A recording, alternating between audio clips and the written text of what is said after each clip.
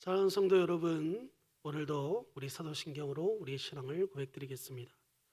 전능하사 천지를 만드신 하나님 아버지를 내가 믿사오며 그 외아들 우리 주 예수 그리스도를 믿사오니 이는 성령으로 잉태하사 동정녀 마리아에게 나시고 본디오 빌라도에게 고난을 받으사 십자가에 못 박혀 죽으시고 장사한 지 사흘 만에 죽은 자 가운데서 다시 살아나시며 하늘에 오르사 전능하신 하나님 우편에 앉아 계시다가 저리로서 산 자와 죽은 자를 심판하러 오시리라.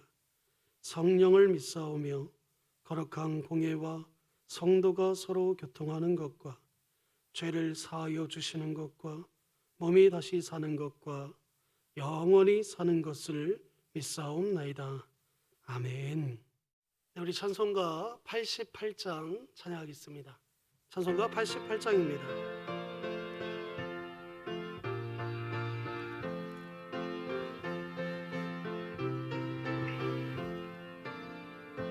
내 진정 사모하는 친구가 되시는 우주 예수님 아름다워라. 산 밑에 백합하여 빛나는 새벽별 주님 영원할 길아 주옵도다. 내 마음이 아플 적에 큰 위로 되시며 나 외로울 때 온 친구라. 주는 저 산 밑에 백합 빛나는 새벽별 이 땅 위에 비길 것이 또다. 내 맘의 모든 염려 이 세상 고락도 주님 항상 같이 하여 주시고 시험을 당할 때에 악마의 개교를 즉시 물리치사 날 지키네.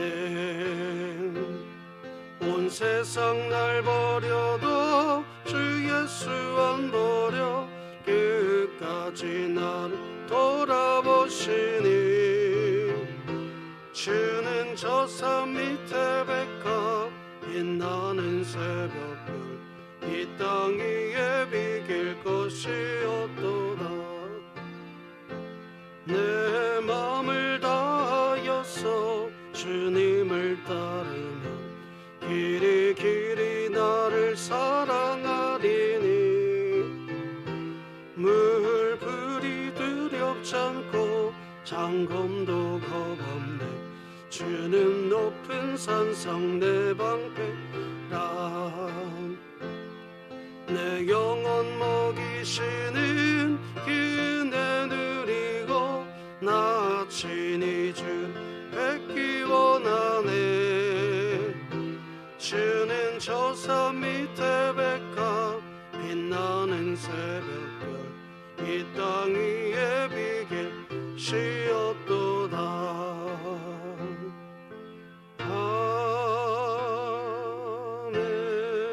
아멘. 오늘 하나님의 말씀은 전도서 7장 23절에서 29절 말씀까지입니다. 구역성경 955쪽에 있습니다. 전도서 7장 23절에서 29절 말씀까지입니다. 전도서 7장 23절에서 29절입니다. 다 찾으신 줄 알고 제가 봉독해 올리겠습니다. 내가 이 모든 것을 지혜로 시험하며 스스로 이르기를 내가 제자가 되리라 하였으나 제자가 나를 멀리 하였도다. 이미 있는 것은 멀고 또 깊고 깊도다. 누가 능히 통달하랴.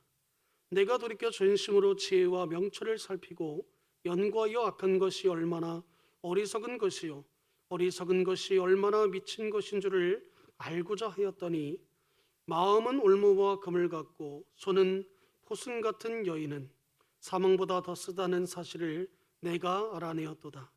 그러므로 하나님을 기쁘게 하는 자는 그 여인을 피하려니와 죄인은 그 여인에게 붙잡히리로다. 전도자가 이르되 보라 내가 낱낱이 살펴 이 이치를 연구하여 이것을 깨달았노라. 내 마음이 계속 찾아 보았으나 아직도 찾지 못한 것이 이것이라. 1000사람 가운데 한 사람을 내가 찾았으나 이 모든 사람들 중에서 여자는 한 사람도 찾지 못하였느니라. 내가 깨달은 것은 오직 이것이라. 곧 하나님은 사람을 정직하게 지으셨으나 사람이 많은 꾀들을 낸 것이니라. 아멘. 사랑하는 성도 여러분, 오늘도 우리가 하나님의 말씀을 우리가 함께 통해서 은혜 받고 함께하는 그런 시간이 되었으면 좋겠습니다. 오늘도 우리 진행교회가 계속 진행하고 있는 이 또한 지나가리라 프로젝트 2 주님과 일주일의 한신 걷기와 더불어 암송하는 말씀 여호수아서 1장 9절 말씀을 함께 화면을 보면서 우리 함께 암송해 보겠습니다. 내가 내게 명령한 것이 아니냐 강하고 담대하라 두려워하지 말며 놀라지 말라 내가 어디로 가든지 내 하나님 여호와가 너와 함께 하느니라 하시니라. 아멘. 또 우리 계속해서 새벽 예배 후에 3분 기도 사역에 적극적으로 동참해 주시기 바랍니다. 우리가 1분간에 우리가 기도하는 이 기도 제목 가지고 함께 우리가 은혜 받고 그것을 통해서 내가 정말 이 시대에 하나님이 찾으시는 그런 진정한 그리스도인의 모습으로 우리가 날마다 나를 단련하고 훈련하는 그런 시간이 되길 바랍니다. 오늘 말씀은 내가 깨달은 것은 오직 이것이니라 라는 제목으로 우리 함께 은혜 받기를 원합니다. 우리가 인생을 살아감에 있어 무엇인가를 깨닫는 것은 매우 중요합니다. 특별히 하나님과의 관계 속에서 무엇인가를 새롭게 알게 되고 깨달아진다는 것은 아주 매우 소중한 일입니다. 예를 들어 깨달음이라는 것은 하나님께서 우리에게 주시는 큰 축복과도 같은 것입니다.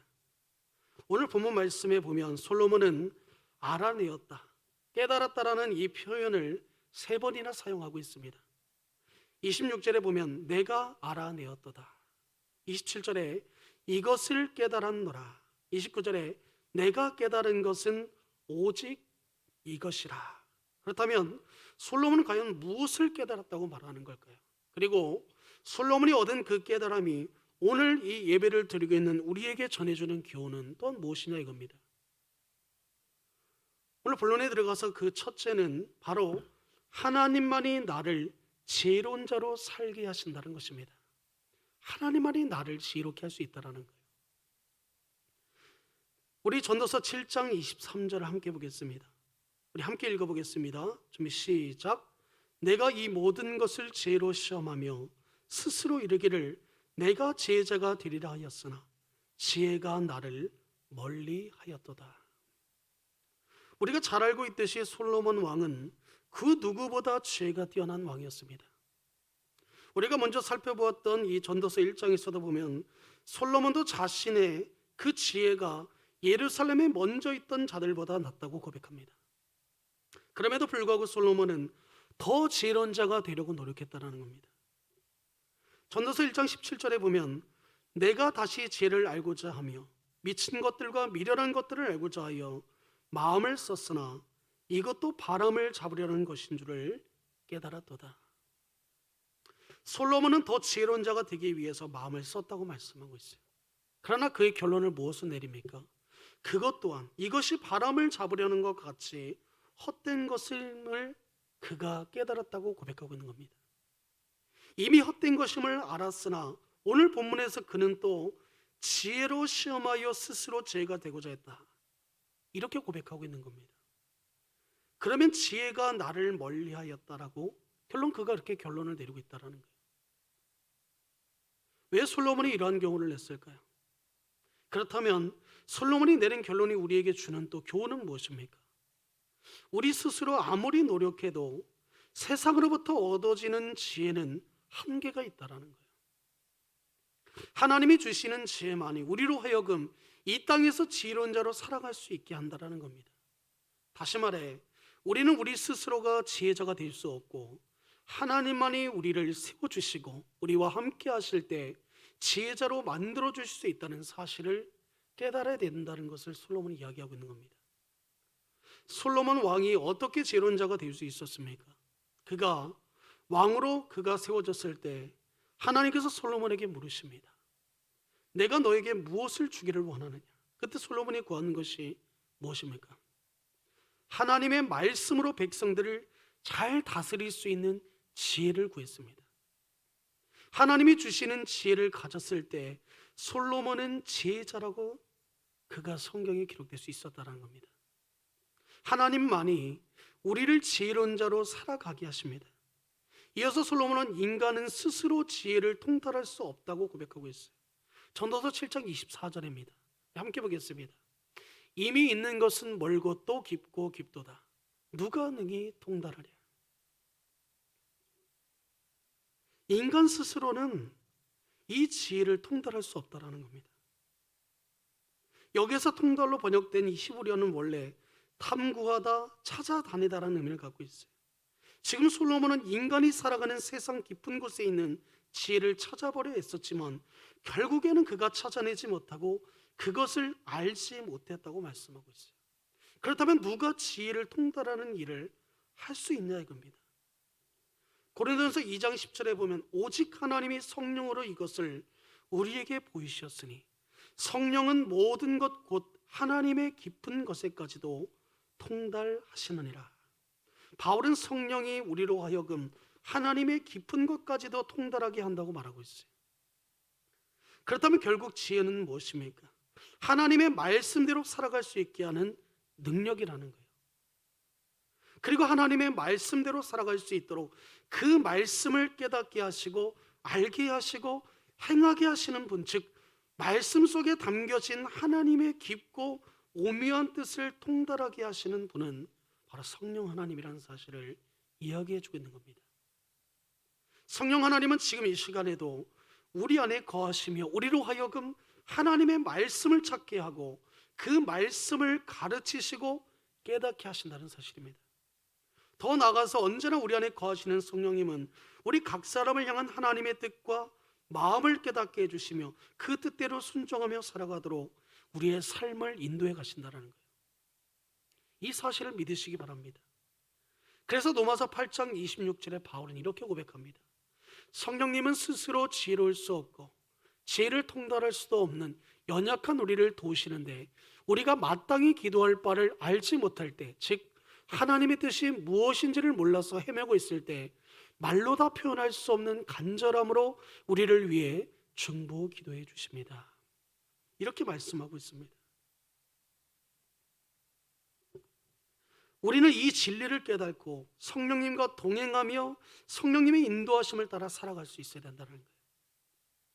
우리는 스스로 지혜로운 삶을 살아갈 수 없습니다. 하나님만이 우리를 지혜로운 삶으로 인도하실 수 있다는 거예요. 이 진리를 거부하는 사람에 대해서 솔로몬은 오늘 이렇게 표현하고 있습니다. 오늘 보면 7장 25절입니다. 내가 돌이켜 전심으로 지혜와 명철을 살피고 연과하여 악한 것이 얼마나 어리석은 것이요 어리석은 것이 얼마나 미친 것인 줄을 알고자 하였더니, 이렇게 말씀하고 있어요. 하나님만이 우리를 지혜롭게 하신다는 이 진리를 거부하고 스스로 지혜롭게 하고자 하는 그 자는 결국 자신이 하나님처럼 되고자 하는 그 교만한 마음을 가지고 살아가는 사람이며 하나님의 주인 되심을 인정하지 않기에 그런 의미에서 악한 자라고 표현할 수 있는 겁니다. 하나님의 말씀을 떠나 살고자 하는 것이기에 어리석은 것이며 이런 자는 하나님의 입장에서 볼 때 오늘 본문에서 솔로몬이 고백한 것처럼 미친 것이라는 겁니다. 하나님만이 우리를 지혜롭게 하십니다. 하나님의 지혜를 주셔야 된다는 거예요. 우리에게 그 지혜가 주어져야 된다는 겁니다. 그래서 우리를 하나님만을 경외하는, 그럴 때 비로소 우리가 그런 삶을 살 수 있다는 거예요. 날마다 여러분 지혜를 구하시기 바랍니다. 직장에서 오늘 하루도 하나님이 주신 지혜로 직장에서의 일을 잘 감당하게 해달라고, 학교에서 오늘 이 하루도 하나님이 주신 그 지혜로 공부할 수 있게 해달라고 기도해야 됩니다. 사역을 시작하기 전에 오늘 하루도 하나님이 주신 지혜로 사역을 잘 감당할 수 있도록 저 또한 그렇게 기도하고 있습니다. 솔로몬과 같이 가장 먼저 지혜를 구하는 자에게는 하나님은 은혜를 주신다는 사실입니다. 바로 나를 향한 하나님의 깊고 심오한 뜻과 성김을 깨닫게 하셔서 솔로몬과 같이 그런 위대한 하나님이 원하시고 바라시는 그런 지혜자들로 세워주시길 바랍니다. 이 사실을 기억하고 하나님 안에서 지혜로운 자의 삶을 살아가는 저와 여러분들이 되시기를 원합니다. 두 번째는 하나님만이 죄의 문제로부터 나를 구원하실 수 있다는 겁니다. 전도서 7장 26절입니다. 마음은 올무와 같고 손은 포승 같은 여인은 사방보다 더 쓰다는 사실을 내가 알아내었도다. 그러므로 하나님을 기쁘게 하는 자는 그 여인을 피하려니와 죄인은 그 여인에게 붙잡히리로다. 여러분, 이게 무슨 말씀일까요? 솔로몬이 깨달은 또 한 가지 사실이 있다는 거예요. 그것은 우리를 죄의 문제로부터 자유하지 못하도록, 빠져나오지 못하도록 계속해서 우리를 유혹하고 속이고 넘어뜨리는 존재가 있다는 것을, 그 사실을 우리에게 말해주고 있는 겁니다. 여러분, 한 그림을 보여드리겠습니다. 이 그림에 보면 쥐가 나오죠.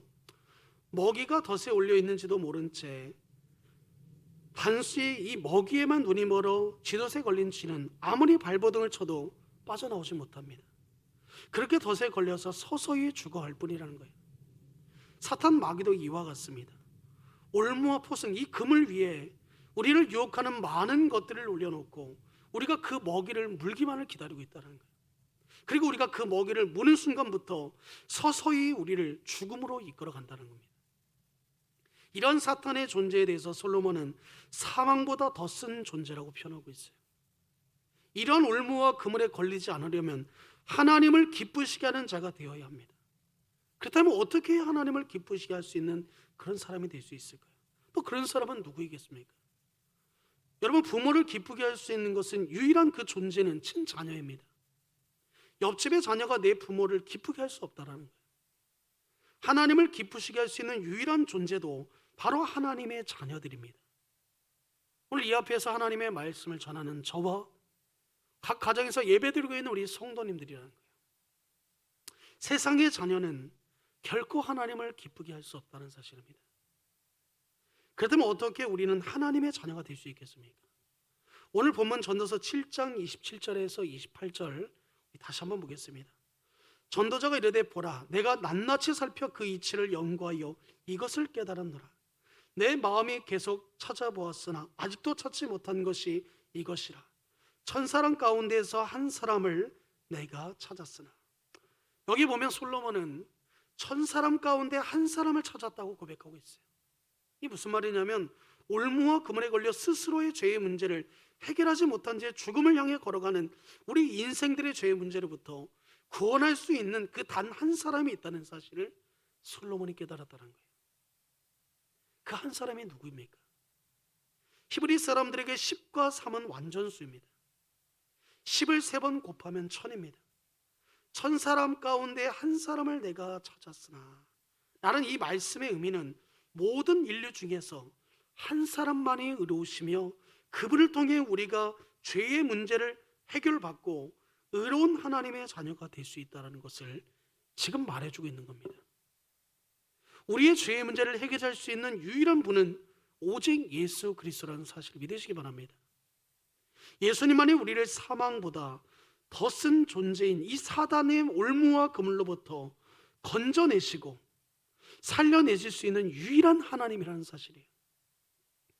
이 사실을 믿으시고 예수님 안에서 하나님의 사랑을 확신하며 죄로부터 자유함을 누리고 살아가는 저와 성도님들이 되시기를 간절히 부탁드립니다.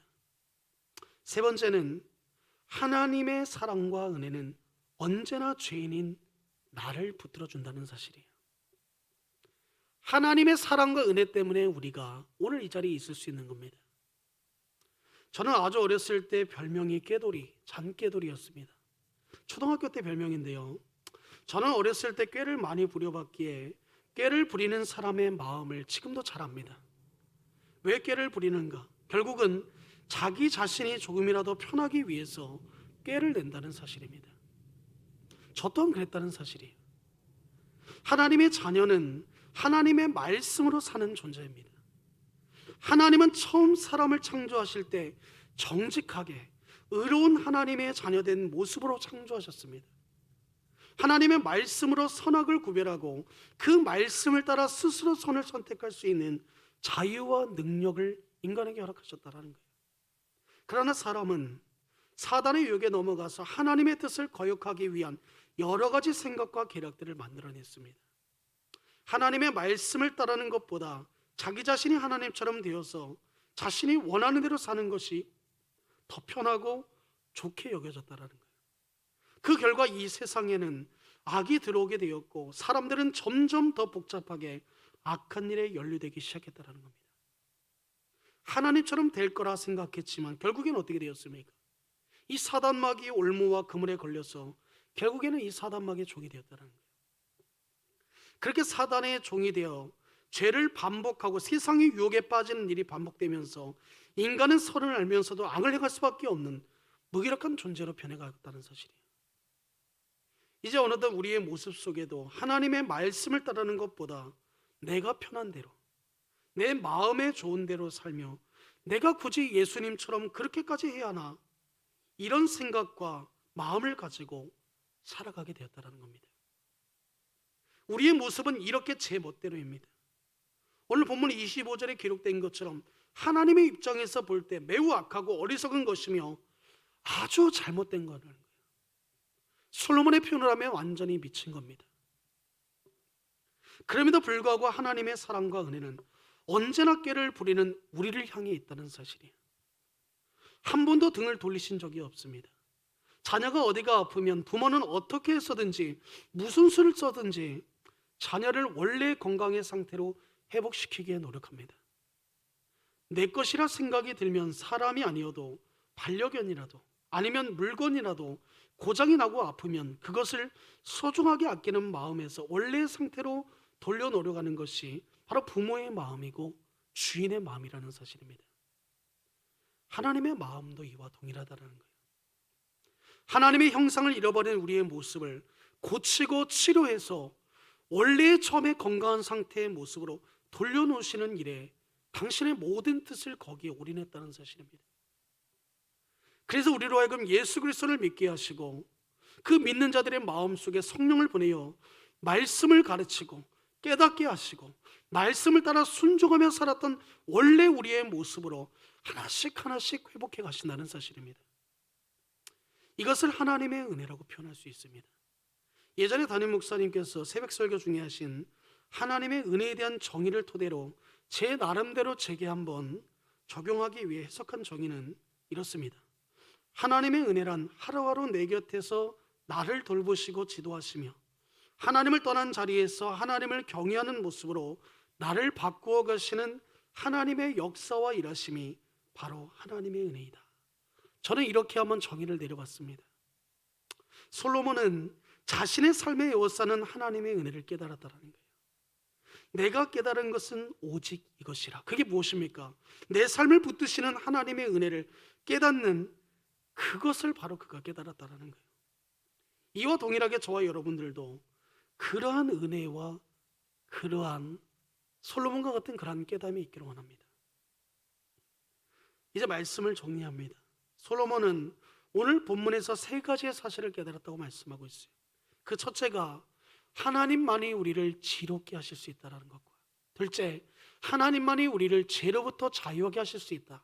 세 번째는 하나님의 사랑과 은혜는 언제나 죄인인 나를 붙들어 주신다는 사실입니다. 하나님이라는 존재가 없으면 내 인생은 아무런 의미가 없는 겁니다. 바람을 잡으려는 것과 같은 헛될 뿐이라는 거예요. 하나님으로부터 다시 한번 내 인생을 시작하시고 나에게 주어진 믿음의 삶을 살아내는 저와 성도님들이 되시길 바랍니다. 내가 깨달은 것은 오직 하나님의 은혜라는 믿음의 고백으로 오늘 하루를 마무리하는 저와 성도님들이 되시기를 주님의 이름으로 축복합니다. 기도하겠습니다. 하나님 아버지, 감사합니다.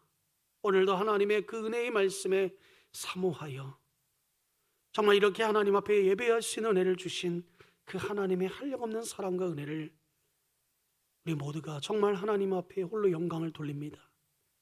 하나님, 이 코로나19 시대 가운데 우리의 마음이 흐트러지지 않게 하여 주옵시고, 우리의 중심이 정말 하나님의 말씀 위에 단단히 세워져서 자로나 우러나 치우치지 아니하도록, 하나님의 복음 이 진리 앞에서는 어떠한 타협도 있지 아니하도록 나를 쳐서 정말 말씀에 복종케 하는 우리 사랑하는 우리 성도님들 되게 하여 주옵소서. 각 가정에서 예배하고 기도하는 하나님의 귀한 권속들의 이 삶을 축복하여 주시고, 오늘 솔로몬과 같이 정말 하나님의 은혜 없이는 단 한순간도 살 수 없는 것을 깨달음으로 살아가는 우리 모든 주의 자녀들 되게 하여 주시옵소서. 아버지 하나님께서 이 모든 것 가운데 함께하여 주실 것을 간절히 기대하오며, 이 모든 것 우리 주 예수 그리스도의 이름으로 간절히 기도하옵나이다. 아멘. 우리 주님이 가르쳐 주신 우리 주기도문으로 오늘 우리 수예배를 마치겠습니다.